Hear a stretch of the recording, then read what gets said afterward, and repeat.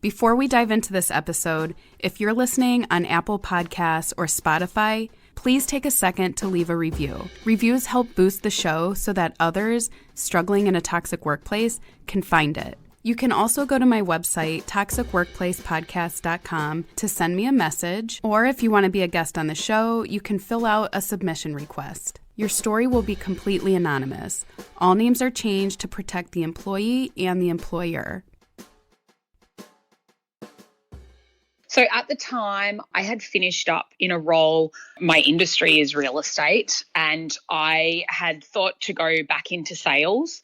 It wasn't suitable for me. I've got a big family with young children. The hours just weren't accommodating my family or vice versa. So my husband, the way we sort of work it is that I do mornings with the kids, drop-offs, get organised for school, and then my husband does afternoons. So I could have a job that did run till 5 o'clock, 5:30. That was fine. This is Victoria. As a busy mom and full-time real estate professional in Australia, Victoria was looking to make a career move that would allow her the flexibility to take care of her family, but also develop her expertise and knowledge of the real estate industry. In the midst of my searching, I found this job that seemed absolutely perfect. It was a work from home role. The way they described it was like it was a specialized sector of my current industry, so within the property industry, which I thought, well, that's fantastic. This almost feels like a personal promotion as well.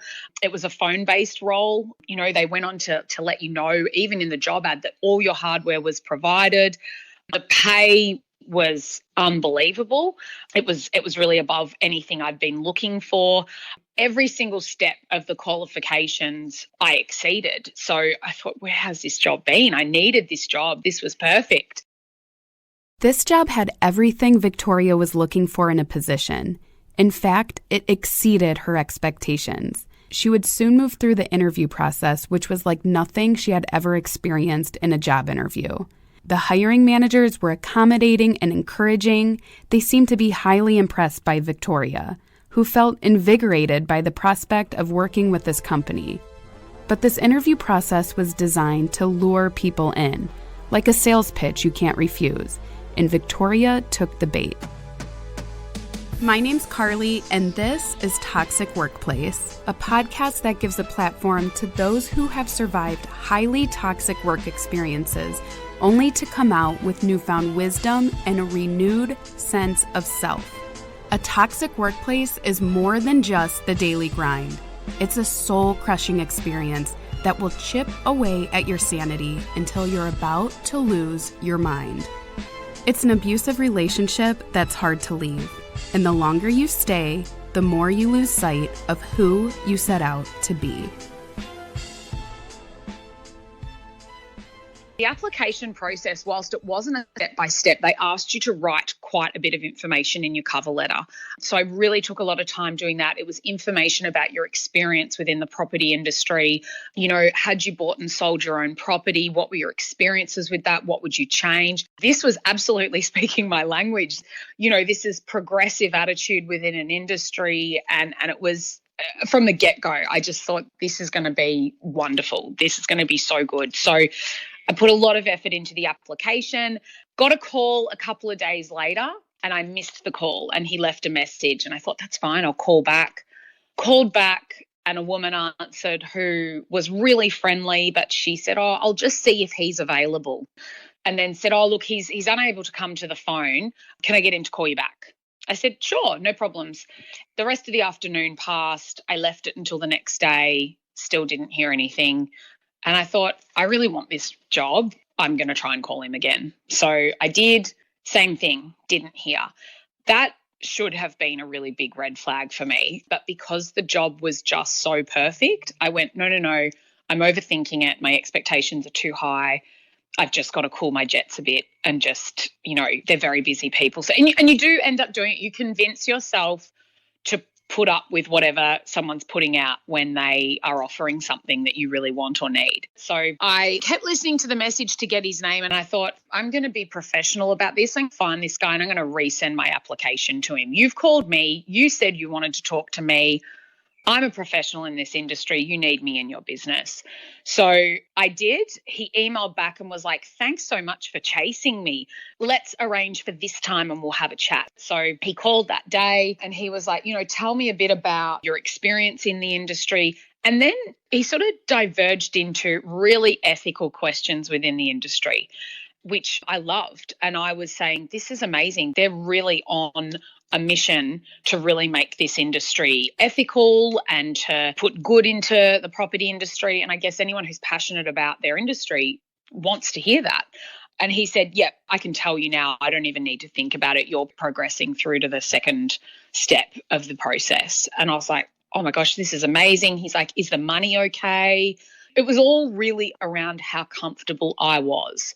I came off on a high. I had recruiters contacting me saying, what about this job? And I'm going, no, I have got this. And I said to him, I am weighing up with other jobs. I'm preferencing you. And he goes, no worries. Let's make this move along faster. Can you have the second round interviews tomorrow morning? I was like, yeah, I'll make it happen. So it was all on Zoom and I was going to be meeting with some of the management on that Zoom. And he's like, we do a bit of a different interview process, but it's nothing frightening. You don't have to do any homework for it. And I was like, no problem. So just come in with an open mind. Perfect. Got onto this Zoom and it was with one of the sales managers who was also in the same state to me, and then another one who was in another state. And then there was also two people that have been working at the company for a while in the area that I would be working in. So I'd had this interview with him. It was very little property involvement. He showed me a piece of paper with all these words on it. And he said, which of the 5 words mean the most to you out of here? So it was words like respect, loyalty, compassion, things like that. And you had to pick the top 5. And then it was a discussion of why did you pick those 5? Why do they mean a lot to you and how do they impact your life? And I look back now and I'm like, you are not a qualified school counsellor, let alone a psychologist, to perform this type of questionnaire on anyone. But it was stuff that I was passionate about. I am passionate about loyalty. I am passionate about respect. And I think he cottoned onto that really quickly. So he then played some recordings of phone calls, example phone calls of what they would sound like. And he said, I'm not going to give you any pointers yet. I want you to pick it apart and tell me what you think. And I said, okay, honestly, number one, the questions that he's asking are underqualified property questions. I would not question this, or this. These are the things I would discuss more so. And then I said, and also, I like that there was a lack of a salesy approach. You were not selling him anything. It was a general discussion. And he was like, oh, great. And he really cottoned onto that. And he said, yeah, because what we're doing is we're wanting to help people. People are contacting us and they want our advice with what they should do with their property. And we're here to help them. And I was like, this is amazing. This is exactly what I'm about.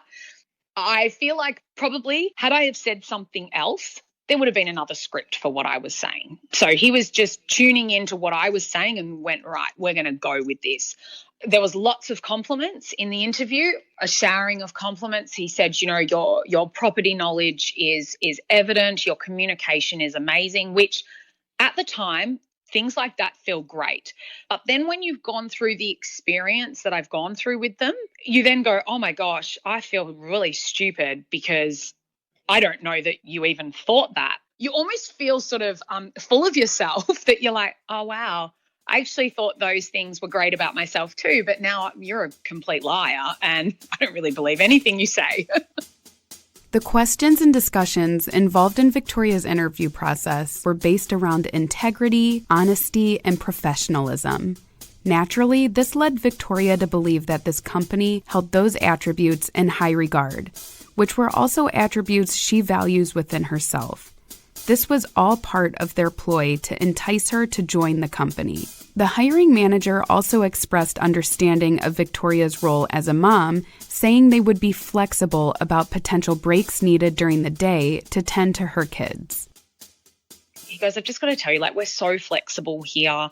We know you're a mum, you've got kids. If you've got to pick the kids up, we're cool with that. We've got lots of parents that work for us. So you go and pick the kids up. And he's like, you just pick up when you get back. And I'm like, this is amazing. And he's like, we start at 9 a.m. And I'm like, this is so good because my children start school at 8:30. So I'm going to be back at my desk, coffee in hand, ready to go. So then he said, this has been a pleasure to interview you, all of this sort of stuff. Even the staff were saying, oh, look, we really want you to get this role. I'm like, oh my gosh, I already feel like I'm part of the team. Then they said, look, one final thing, you've just got to submit a video of yourself. We're going to send it to you in an email, 2 questions we want you to answer. They never said why, but I did later find out why, because they would post it in a chat where all the leaders could watch it and basically pick it apart like birds to rubbish. Victoria got the job offer and they let her start a week later at her request. She was expecting the job experience to live up to everything the job interview painted it out to be, but the discrepancies were prevalent from day one. So got myself set up, my husband and I, we worked out the hours, how we were going to do things, what we were going to do. Then all my stuff started arriving. So all the hardware, an Apple laptop shows up and your headset and everything. And I was like, this is so great. This is so professional. So my first day, the day before, I'd got all these texts from the trainer. She was so lovely and she genuinely is a lovely person. They have tapped in to someone who is really kind. So my first day, logged on, got on with her and we're on a Zoom. And she said, we allow 2 weeks for you to be trained. And I said, okay, great. She's like, we go at our own pace. She goes, so we start at 8:30. And I was like, oh, well, I thought it was 9 a.m. And I said, but that's okay. That's okay. I didn't want to upset anyone. So my husband was like, don't worry, I'll leave for work and then I'll come back and I'll drop the kids off at school for the first 2 weeks until we work something out. So we're already rearranging our life for their miscommunication. We started this training. The whole team were amazing. You get on these group chats in the mornings and everyone's full of energy and it's lots of laughs and fun. And then in the afternoon, you get on another one and it's lots of games and fun and everyone was so great. And this trainer, she was brilliant. She's like, so, when we're on the phone to people, this is the script that we're going to go. And I was like, whoa, what script? Why do I need a script? As you guys have told me for the last 3 weeks, I'm an expert. I said, okay, so, for the purpose of training, I was practicing it all. I was saying it all. And she was like, yeah, so would we push that question a little bit more? So they said, oh no, I'm not interested in selling. I would just wanted to know what my property was worth. So that what they do is they log onto a website, see what their property's worth, and then we ring them the next day or that afternoon. And so she's like, so if they say they're not selling, but could we ask, well, why did you jump on the website then? Okay, maybe we could ask, just out of interest, just some feedback, what brought you to the website? We sort of landed on that I said, I'd be comfortable asking that. I'm very much a person, no means no. And even in sales, I guess I came from some really great sales background, which was the sales side of my job was always selling myself to get a listing, selling what I promise and showing someone that they can trust me. It's not cheap sales. And it started to feel like this was cheap sales. I'm on the phone to someone who just wants to know what their property's worth. It's not that complicated. So I thought I can try and work around this. And she said, just so you know, we're not actually asking anyone to transact anything. Do you know, we never take credit card details. I said, no, we don't, because our leads go to real estate agents. I guess at the time I just went along. And I just said, okay, I got all the scripts together, did it all, started doing sample phone calls. Again, compliment central. You have done so well. You are amazing. You are flying. Your training's finished after a week. They're like, you are ready to go and I was like, oh my gosh, I am top of the class. I'm so great at this. I've found my spot. Me thinking I'm an absolute professional. I then go out into the big wide world of this, real estate leads.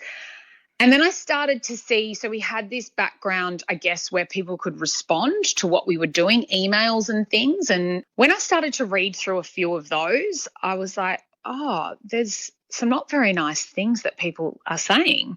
You know, people were complaining a lot, agents were complaining.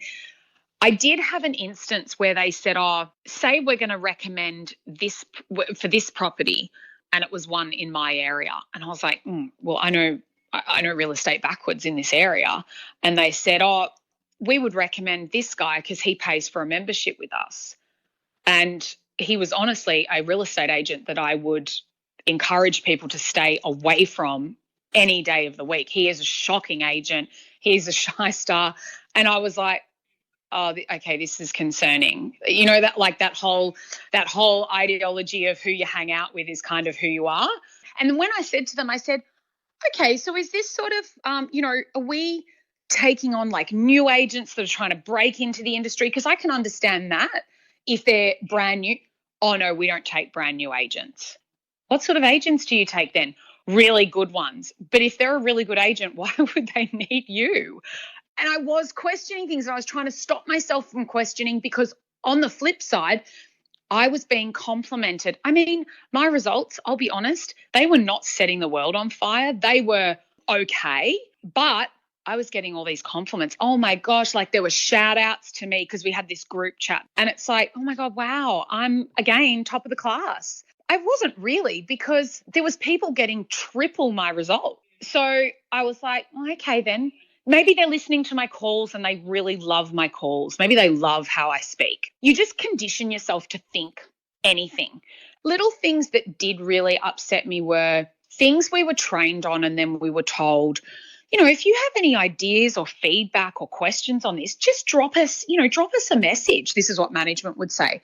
So I had an idea about something and I contacted one of the managers, didn't even get a response. He didn't even read the message until I think maybe 2.5 weeks later, where he said, have seen this, not ignoring you, just really busy on dad duties at the moment. We'll get back to you. And I never heard back from him again. So I sort of got past that. I started to have questions. I chatted with another manager about, you know, the agents who pay to be part of our fold, I guess. And I said to him, do I have to recommend these agents? Because that was sort of the rule of thumb. If there is a paid agent, you need to recommend them. And I said, you know, some of them, I'll be honest, I won't recommend. And he was like, do you know what? We don't normally let people do this. We would always say that those paid agents would be honoured. But because we know you have got so much experience, again, just blowing smoke in my hat, we really trust your judgment. You can make that call. And I was like, wow, they really trust me. This is so good. I'm going to make change here too. We're going to make change. At this point, Victoria was still convinced that this company was the accommodating, professional industry leader she was sold on. Under that perception, she believed her insight and suggestions would be valued and considered to make positive changes within their processes. They seemed to really believe in her, so much so that when an opportunity came up for a leader role, she was encouraged to go for it. The buzz was there for probably 2 to 3 weeks. Then they offered a leadership position and they're like, okay, we always like to hire internally. You know that. Well, I didn't know that, but obviously all the other little groupies who were there nodding their heads on the Zoom chat were saying, yeah, we know. And they're like, so we want to put it out there. Now, we don't care if you have been here for 5 minutes or 5 years. If you think you can do this role, we want you to apply. And I'm like, do you know what? Stuff this. I am going so awesome. I'm going to apply for it. I'm going to do it. So I sent her, the manager, an email and I was like, yep, registering my interest. Then the team leader I'd been given, so out of training, you get moved over to a team leader. And the team leader that I was speaking to, they told us there were 2 leadership roles. So I was like, well, I've got a better chance. If there's 2, I've got a better chance. And she was like, I'm so excited that I found out that you are going for this role. And I was like, oh, thank you. Like, I'm a bit nervous about it because I haven't been here long and I I haven't got heaps of experience, but I think that I can really add value to this team.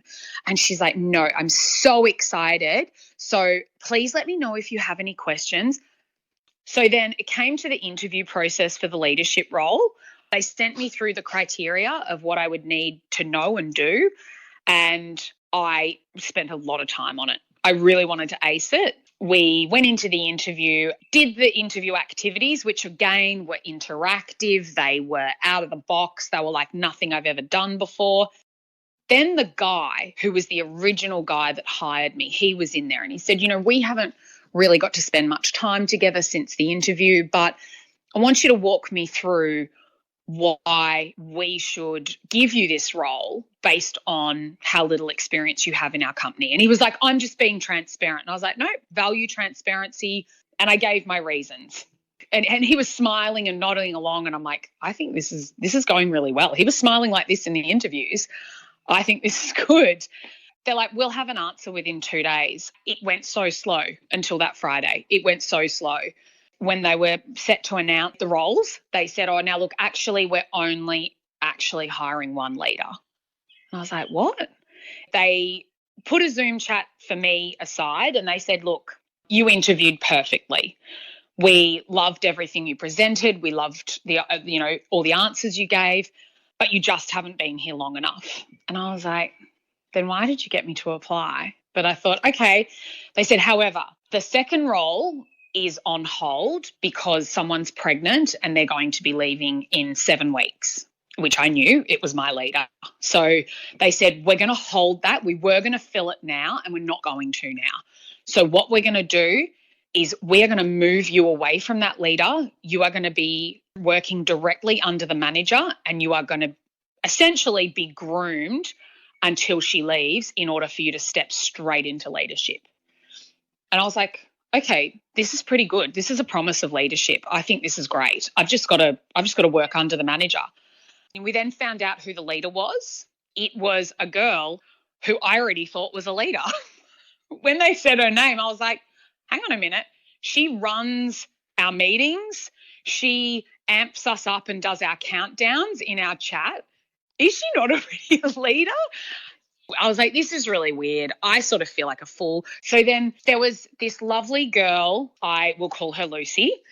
Lucy started, we'd private messaged each other over something. She was in my leadership group, my little group, and she'd mentioned that she also had to chat with the sales manager at that time. So I read between the lines that she was also going for leadership. So I reached out to this girl and I said, hey, did you also go for leader? And she's like, yes, I did. So she then said to me, like we chatted a bit and she said, hey, I'm going to find you on Facebook and I'm going to message you on Messenger. And I was like, okay, all right. And when she messaged me on Messenger and she said, just so you know, they can actually get into our screens and watch what we're doing and read our messages. And I was like, sorry, what? Like, she goes, I'm going to send you a video. She sent me a video of how they do it. I said, I'm pretty sure that needs to be told to you in training or even just in application that they are going to be looking at your screen. She goes, people have been done for messages. People have been done for playing chess online. If you are on a call, the program can log in to check all the notes you're writing. Like it is like they are watching your screen. So we knew don't jump over to the messenger system while you're on a call because they can check it. They don't tell you any of that. They're still telling you that they're training. And she was like, look, I've been here 4 months. I don't think that I'm going to be staying. And I was like, what? There had been, I think, already 2 people leave. Yeah, someone left on the day I started and then someone left two weeks later. And then this girl 2 weeks later was telling me she was going to leave. And I had been told that the turnover was high, but I was like, this is extreme. So then she said, I'm going to add someone into this chat that we work with. I'll call her Jen. Jen was like the highest achiever. Unbelievable, her results. I sort of worshipped the ground Jen walked on. I was like, she is amazing. And I didn't feel like I got much from Jen until I got added into this messenger and she's like, Oh my goodness, another one finally has woken up. And I was like, what do you mean? Well, she'd been there 18 months and she had been a high achiever the whole time. She is just naturally, she has a voice that on telly sales or anything like that is interesting to listen to. She's very confident in the way she speaks. I said, your results are just phenomenal. What do you do? She said, I get to the point and I ask the people, do you want to know what your property's worth? You're best to speak to an agent. And I said, my problem that I have with this, and this is my real estate thing, is that when you push someone to have a real estate agent come out to your property, that real estate agent puts a lot of work into preparing a presentation for that person. That is a waste of their unpaid hours for us to be recommending dud leads. She said, welcome to the company. She said they don't care about that. They don't care that they're dud leads. They just want runs on the board. So she started exposing a lot of this stuff. So she had an insider in the leadership hub who was feeding information back to her. The leadership meetings were merely just little bitch sessions about anyone and everyone. They had a weekly flight risk. She was told a person they believed would leave, so fly. Looking back now, I don't think it was. I think it was a person that they thought was a problem every week because that seemed to be the running pattern. So this girl, Lucy, who'd also gone for leadership, who was about to resign, she said, keep in contact with Jen. She will be really helpful to you. Finding allies Jen and Lucy, who exposed what was really going on behind the scenes, was pivotal for Victoria. She was able to gain a more accurate understanding of what this company was about and see past their surface-level facade. As she gained more insight into their cheap sales tactics, she realized this company wanted nothing more than to get leads on the board and couldn't care less about providing a valuable service to homeowners. The more aware she became, the more questions she asked, and the closer she came to getting on the flight list. I was constantly being reprimanded because I wouldn't speak direct to script. I can't. That is not how I can speak. I write dot point notes and then I will ad lib depending on who I'm speaking to. You don't speak to an 80-year-old man the same way you speak to an 18-year-old girl. You speak to them differently. So they were wanting me to say the exact same words every single time and prod these questions. They'd then come back to you. You'd be on a call. You'd literally just hang up and then you'd get a message through. Do you think there is another question you could have asked that person to really dive into why they came to the website? Are you joking? Are you sitting there listening to me live? Look, I guess it was their job. For me, it was like micromanagement to the highest degree. I've had micromanaging bosses. This was nothing. Like they were nothing compared to this. In this time, in the chat, whoever set up the chat system unfortunately gave me access to see everything. So I could actually see the leader chat, one of the leader chat called interviews, without them knowing I could see it. The comments around people that were applying for jobs, they would put their videos up and just smash them apart. They would tease them. They would poke fun in the things they said. One lady talked about her ethics and how important they were. I never watched the video because I was concerned that you could see that I'd watched it. And one guy wrote, look, she seems okay, but the only thing, where we're going to come undone, as we've seen with other people in this company, is that when they're highly ethical, they have this massive problem as to whether the vendor is actually genuine or not. And, their ethics just get in the way. And I was like, are you joking? We need dumb people that are not going to overthink this. So it was, and the turnover was just unbelievable. I then spoke to HR. I obviously didn't let any of that on, but I just said, look, I'm not going to go for any leadership positions. I do not think I can offer what your company's looking for. I don't like being under the manager. She is an extremely aggressive trainer, and that's just not, I'm not responsive to that. So can I be moved? And I said, I'm temporarily with the guy who had interviewed me. I think it might be better if I just stay with him. And she was like, do you know what? Let me chat to him. I think that sounds great. HR seemed, very, she was listening, she was on board, she was understanding. He then said to me, "You're going to stay with me from now on. Is that cool with you?" And I said, "Yep, suits me perfectly." He went on with this, he's like real surfer dude mentality, thinks he's as cool as a cucumber and comes across as really easygoing. And he's like, "Look," he said, "I just want to be straight from the start. In my leadership group, we have a no BS rule." And I was like, wow, okay. And he said, no BS. Everything's transparent. Everything's upfront. You will hear me tell my group things that, are probably private matters of the business, but I trust you guys enough to tell you. And I was like, okay, this is a push-pull mentality, but okay. And I was like, okay, cool. Sounds great. I, look forward to being a part of the gang. So, and Jen was in this group as well. So in every meeting that we had, Jen and I would be, privately, furiously texting on our phones to each other with every stupid comment he made. The surfer dude manager that Victoria was now reporting to really tried to sell himself as just a laid-back, easygoing kind of guy. But Victoria could see through the BS, despite his no BS rule. She was already well aware of how the leaders in this company conducted themselves and how disrespectful and dishonest they were towards the rest of the employees. She wasn't buying into his spiel about transparency. But when you wake up and no longer buy into the phony facade of management notices and you get earmarked as a troublemaker. Someone who questions the status quo and who can't be manipulated. And if management can't manipulate you, you no longer serve their agenda, and they'll find a way to push you out. Behind the scenes, we knew that there was conversations between the leaders about, particularly Jen. They were quite critical of Jen, mainly the female manager.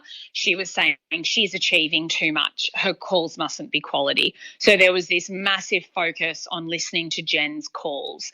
They weren't compliant. They weren't long enough. So she's there overachieving and they're cutting her down. So she got put on a performance plan. And I said to her, how can you be put on a PIP for overachieving? I've never heard of that in my life.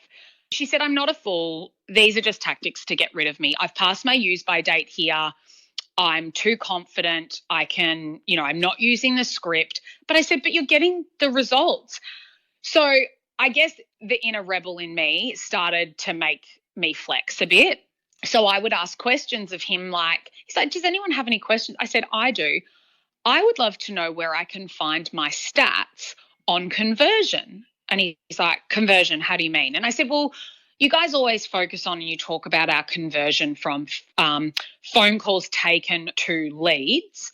They called them hot leads. I said, I want to know my conversion from hot lead to listing and even then to sale and settlement, because we only get paid, the company only gets paid if the property sells and settles.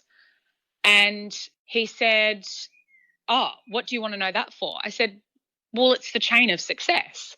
What I care about is how good a quality are my hots? Am I on a 90% strike rate? Anyway, he goes, oh, I'll try and figure that out and find out where I can find that for you. Never found it. Yes, I was flexing. I was starting to ask questions. Those questions, they were obviously not well received, because then all of a sudden he spoke to me and he's like, okay, I'm going to need you to only take 25 calls a day. I said, what? Most people took between 70 and 90. And I said, 25. And he said, yep. And I need you to still work to your goals of how many hot leads you get. And this particular day, it was like 2:00 in the afternoon. So I said, I'm on 22 calls now. And he said, yep. I said, so it's 2:00. I finish at 5. Maybe it was a 5:30 day that day. And I said, I can only make 3 more calls for the rest of the day. Yep. Make them count. And I was like, you're unbelievable. So he sent me this graph, how I could graph it. I said, no worries. What do you want me to do in the meantime? And he's like, go through the emails, or you can train yourself by listening to other people's calls. I said, okay, sure. So I did a lot of listening to people's calls. I listened to people that they were shouting out were really awesome, and I was finding fault in what they were saying. I was listening to people who were apparently following script and listening to the responses from people. Then all of a sudden we started to hear word that there was going to be another leadership position come up. And he said to me, "Are you going to apply for that again?" I said, "Absolutely not." And he said, "Why not?" And I said, "Because I don't think I'm what you're looking for. But I encourage anyone else to."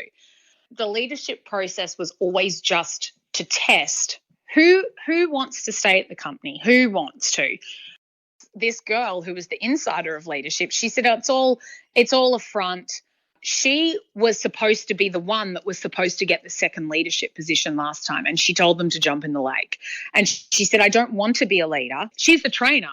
She goes, "Give me a pay rise and a title. Otherwise, I'm walking."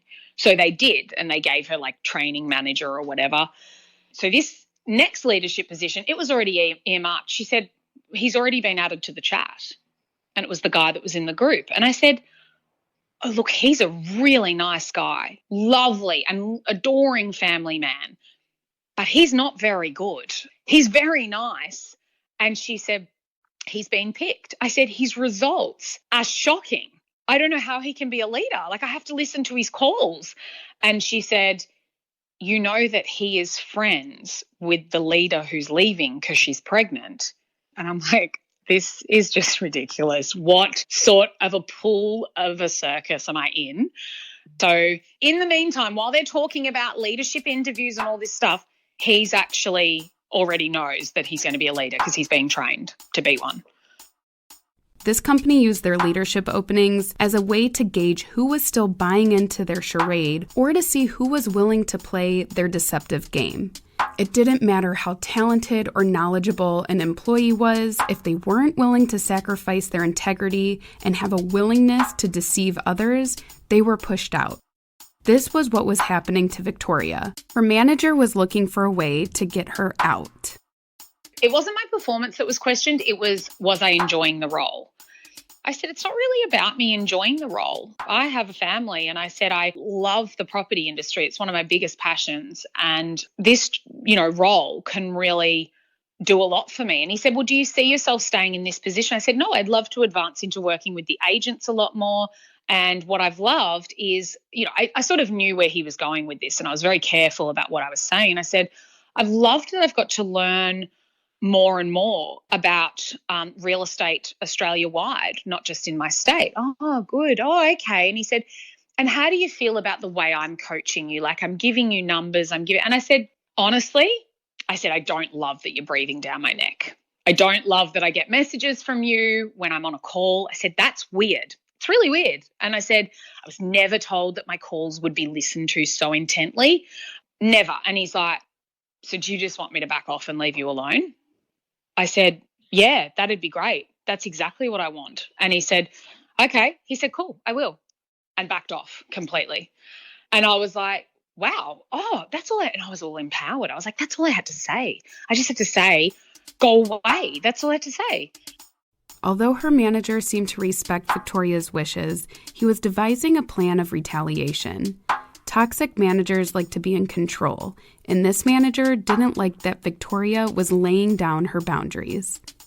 It was by this stage I'd started to look for other jobs. And I thought, if something lands on my desk that's really awesome, I'm going to do it. I was reaching back out to my recruiter friends. Anyway, he had started, the other thing he used to do was talk to other staff about other staff. Nothing was secret in this place.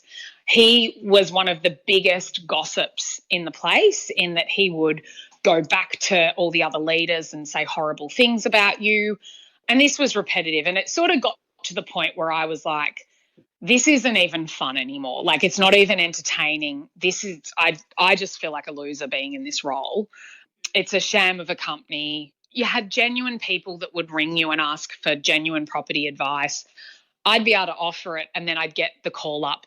"Yeah, but why couldn't you get that person to speak to an agent?" "Well, because I was able to give them the information they needed. They didn't need to speak to an agent." "Yeah, but," and it's like, okay, maybe it's me. And you do go through that phase of it where you just go, maybe it's me. So Jen then got another role and she resigned. And I was like, oh my gosh, I'm alone. You know, there was other people that had come in, but I'll be honest, I made an effort not to get close to them because I knew I wasn't going to stay. This is coming up to 3 months. So all of this has happened, quite a concentrated experience. All of a sudden, I was meant to have my weekly one-on-one.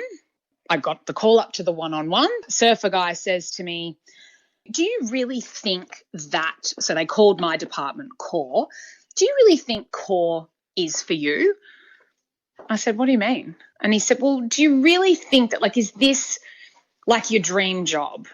And I said, my dream job is something that is, it's not the top of a hill to get to. My dream career is spanned lengthways. And I said it's experience all concentrated into one. And I said, but right now, where my life is, I need to accommodate what my kids need, what my husband needs, what my family needs. And right now, I'm treading water here. This is good. This is enough. And I said, why? Do you not think? And he said, well, no. So didn't at this point sort of say, look, your results are not good enough. There was nothing about results or performance.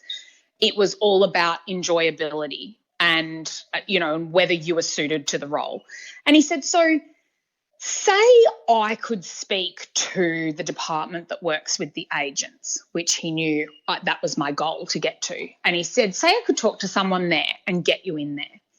Would you take that?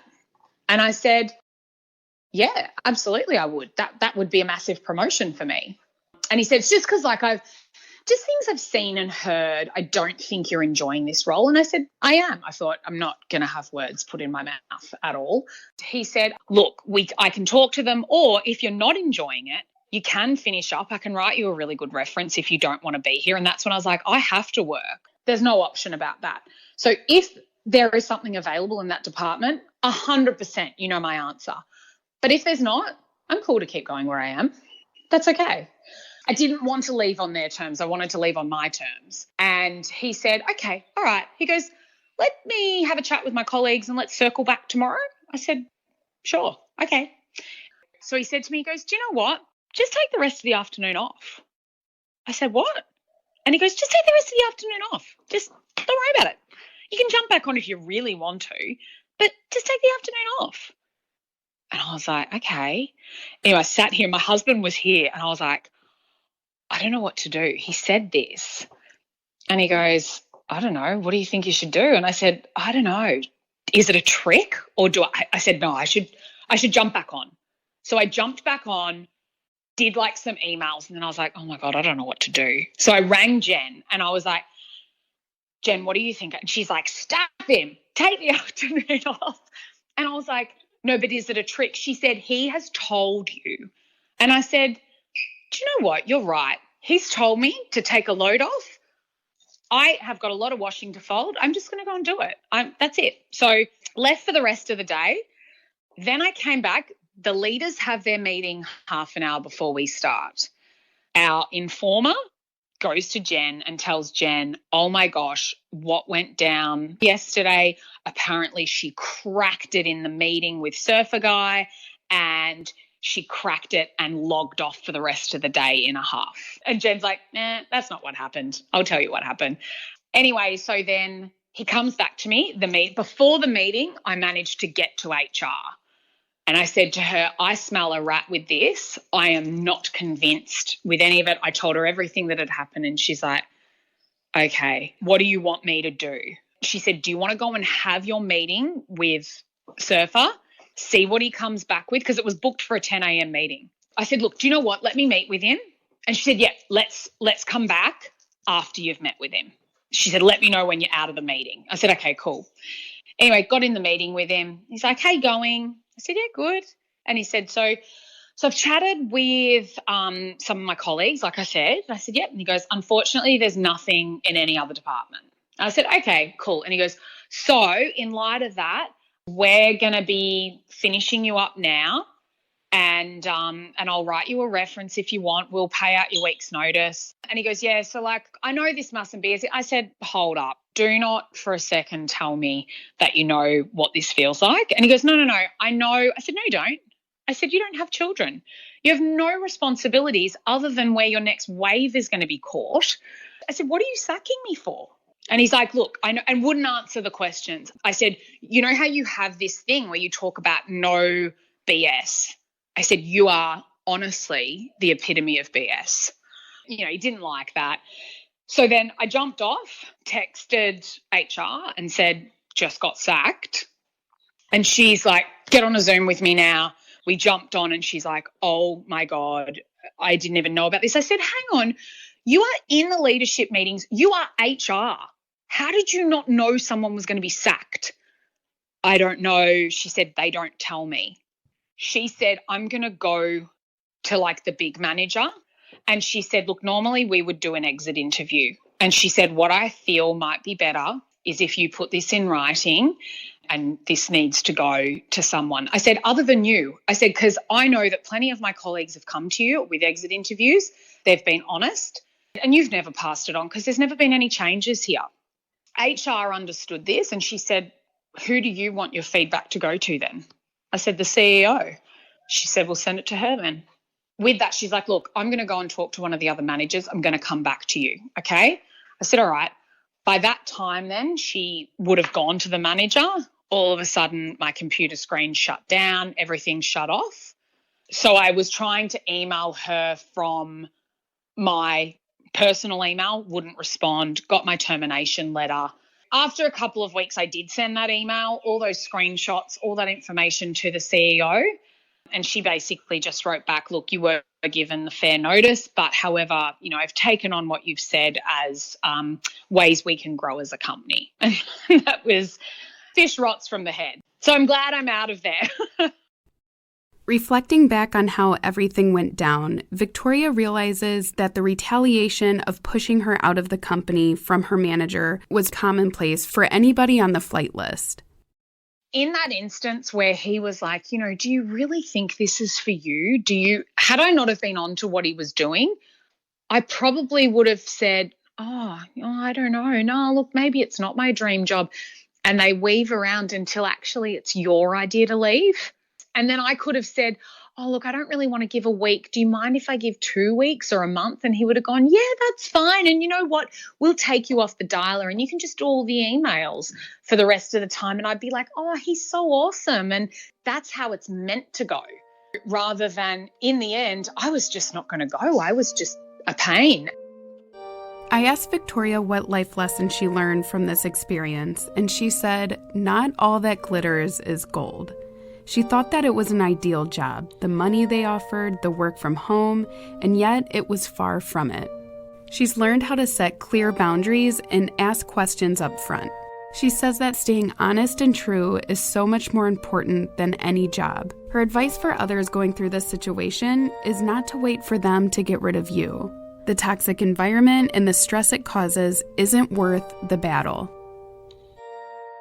Next time on Toxic Workplace. So she was very mad at me, and you could tell by her body language and the tone of voice she had. I told her that I understood she was upset with me, and I said, you know, all I could do at this point was apologize. Then she said she was irritated and that she doesn't have time for this childish drama. And, you know, I thought it was interesting because, you know, she's always bringing up her home life at work. She's always sick with some stomach problem or back problem, and she talks about issues with her mom and her marital issues, and she comes to work in a bad mood. And when she comes to work in a bad mood, people are like, oh, what's wrong with Stacy? And I don't know. I don't want to ask. So I've never actually intentionally brought drama to work. I asked her how many times she remembered having to reprimand me for drama or insubordination. And she didn't answer me. And I replied, you know, this is the only time I can remember you being upset because of something, of being insubordinate in any way. So she went on to discuss the meeting and kind of told me what was going on. And then she came back to me and she said I looked ridiculous when I was mad and that I needed to be aware that everyone saw how I acted. And I told her it's not my intention to bring attention to myself. I said, this is 4 years of pent up frustration that I've talked to you about. And I did my very best that I could to compose myself in the midst of my emotions. I did not react. I just became silent and I began to work intently on other things. I hope you enjoyed the podcast. If you have a story to share, please go to toxicworkplacepodcast.com, click on Be a Guest, and fill out the submission form. Your story will be completely anonymous. All names are changed to protect the employer and the employee. And if you like this podcast, please leave a review on Apple Podcasts or Spotify.